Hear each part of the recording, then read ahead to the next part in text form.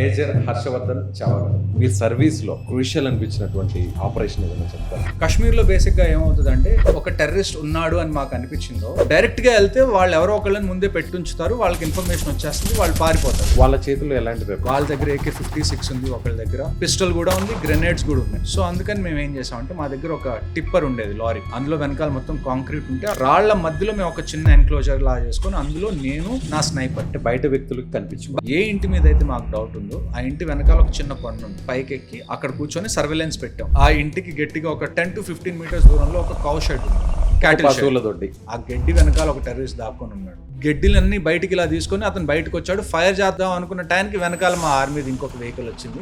Soldiers actual గా ఒక ring log form అవుతున్నారు. ఒకవేళ ఆ గన్ షాట్ మీకు కూడా తగిలింది? ఆ రోజు ఖచ్చితంగా ఒక 2 సోల్జర్స్ అయితే మాత్రం మేము ఆ గడ్డి మొత్తం తీసి చూస్తే అర్థమైంది ఏంటి అంటే ఆ ఇంటి కింద నుంచి ఆ గడ్డి వెనకాలకి టన్నల్ ఉంది అని అర్థం.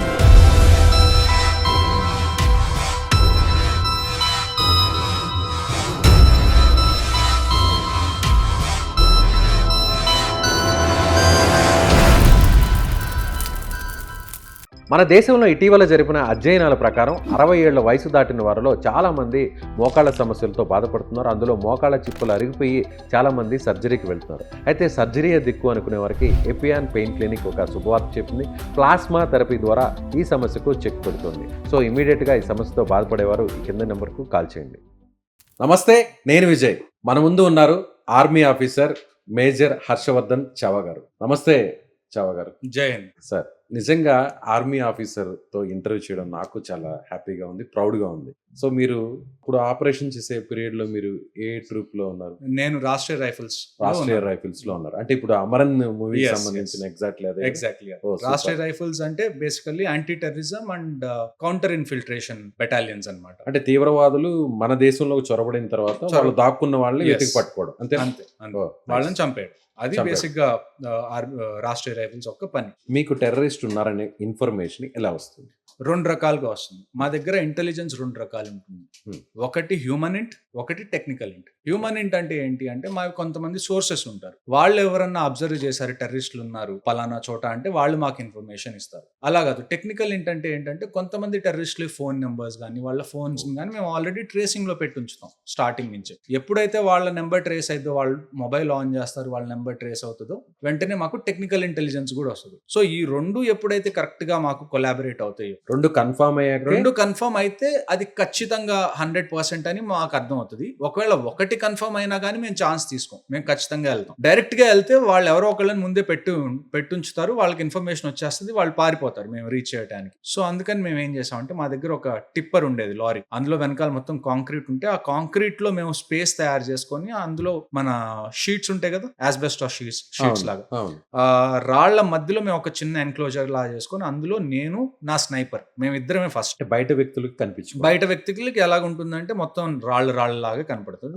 లోపల కాంక్రీట్ కింద మేము దాక్కొని ఉన్నాం, నేను నా స్నైపర్ ఇద్దరం. 5 kilometers వెళ్తే రీచ్ అయ్యేది మొత్తం వేరే డైరెక్షన్ వెళ్ళి మొత్తం తిరిగి ఒక 16 kilometers ట్రావెల్ చేసి ఏ ఇంటి మీద అయితే మాకు డౌట్ ఉందో ఆ ఇంటి వెనకాల ఒక చిన్న కొండ ఉంది, ఆ కొండ బ్యాక్ సైడ్ నుంచి ఆ కొండ మొత్తం పైకి ఎక్కి అక్కడ నేను నా స్నైపర్ అక్కడ కూర్చొని సర్వేలెన్స్ పెట్టాం. అసలు ఇంట్లో ఏం జరుగుతుంది, నిజంగా ఉన్నారా ఏంటి అని. మాకు ఎక్కడో చోట డౌట్ వచ్చింది, ఉండే ఛాన్సెస్ ఉన్నాయి మూమెంట్ చూస్తుంటే అని. వెంటనే మేము ఫోన్ చేసి నేను బేస్ లో చెప్పాను, ఇలాగా నా కంటోన్మెంట్ లోకి ఇప్పుడు మీరు వచ్చేసేయండి, మేము దీని మీద నిఘా పెట్టుంచాము, ఎవరన్నా కదిలితే మాకు కనపడుతుంది, కాకపోతే మీరు తొందరగా రావాలి. సో వాళ్ళు 15 minutes లో వచ్చేసారు. నెక్స్ట్ 15 minutes లో 5 kilometers కాబట్టి వచ్చేసి ఆ ఇంటి చుట్టూ వాళ్ళు కార్డన్ వేస్తున్న టైంలో కరెక్ట్ గా ఆ ఇంటికి గట్టిగా ఒక 10 to 15 meters దూరంలో ఒక కౌ షెడ్ ఉంది అనమాట, క్యాటిల్ పశువుల దొడ్డి.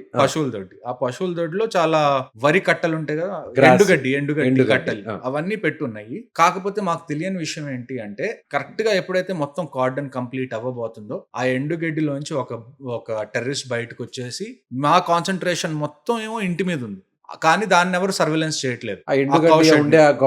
ఎవరు పట్టించుకోవట్లేదు. మా కాన్సన్ట్రేషన్ కానీ స్నైపర్ కాన్సన్ట్రేషన్ కానీ మిగతా వాళ్ళ కాన్సన్ట్రేషన్ కానీ మొత్తం ఆ ఇంటి మీద ఉంది. కానీ ఆ ఇంటి పక్కనే ఆ కౌ షెడ్ లో ఏదైతే ఆ గడ్డి ఉందో ఆ గడ్డి వెనకాల ఒక టెర్రరిస్ట్ దాక్కొని ఉన్నాడు. వెంటనే ఆ గడ్డిలన్నీ బయటికి ఇలా తీసుకొని అతను బయటకు వచ్చాడు. ఫైర్ చేద్దాం అనుకున్న టైంకి వెనకాల మా ఆర్మీ ఇంకొక వెహికల్ వచ్చింది. మేము టార్గెట్ అవ్వాల్సింది అట్ ద వెరీ మినిట్ అతను టార్గెట్ అయ్యాడు. ఆ తర్వాత మేము ఆ గడ్డి మొత్తం తీసి చూస్తే అర్థమైంది ఏంటి అంటే ఆ ఇంటి కింద నుంచి ఆ గడ్డి వెనకాలకి టన్నల్ ఉంది అని అర్థమైంది. అక్కడి నుంచి టన్నెల్ ఉంది. టన్నల్ ఉంది. ఎవరైతే ఎక్కడైతే ఆ టెర్రరిస్టులు ఉన్నారో టెర్రరిస్టులు ఉన్న మీరు ఇంటికి. ఎక్స్పెక్ట్ చేసినటువంటి ఆ Yes. పాయింట్ కి Yes. ఎంత దూరం ఉంది సార్ అక్కడి నుంచి ఇక్కడికి distance? 15 meters, 10 to 15 meters. ఓ. అంటే కశ్మీర్ లో కూడా మీరు చూసుకోవాల్సిన ఇంకో విషయం ఏంటి అంటే 2-3 ఇళ్ళకి కలిపి ఒక టనల్ ఉంటుంది. ఇది కామన్ ఆర్కిటెక్చర్ కశ్మీర్ లో, జనరల్ గా జనరల్ అంటే ఆర్కిటెక్చర్ టెర్రరిస్టుల కోసమనే కాకుండా జనరల్ గా ఉంటుంది. జనరల్ గా కూడా ఉంటుంది. అక్కడ అండ్ living అది persons- మోస్ట్లీ ఆ. టెర్రరిస్టులకే ఉపయోగపడుతుంది. సో టనల్స్ ఉంటాయి. కొన్నిసార్లు ఎలాగుంటాయి అంటే అల్మారా లోపల నుంచి టనల్ ఉంటుంది.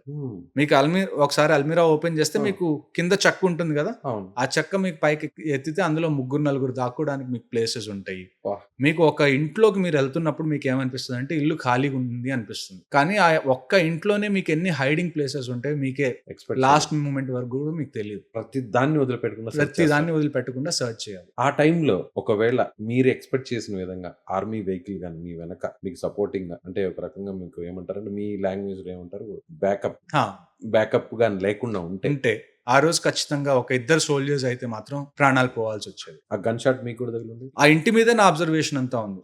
నా సోల్జర్స్ ఒకవేళ నాకేమన్నా అయ్యున్నా కానీ నేను పెద్దగా పట్టించుకునేవాడిని కాదు, కానీ నా సోల్జర్స్కి ఏమన్నా అయితే ఇట్ బికమ్స్ మై రెస్పాన్సిబిలిటీ. ఇప్పుడు మొత్తం అక్కడ జరిగిన ఆపరేషన్ మీరు team leader. As a leader I'm failed కదా.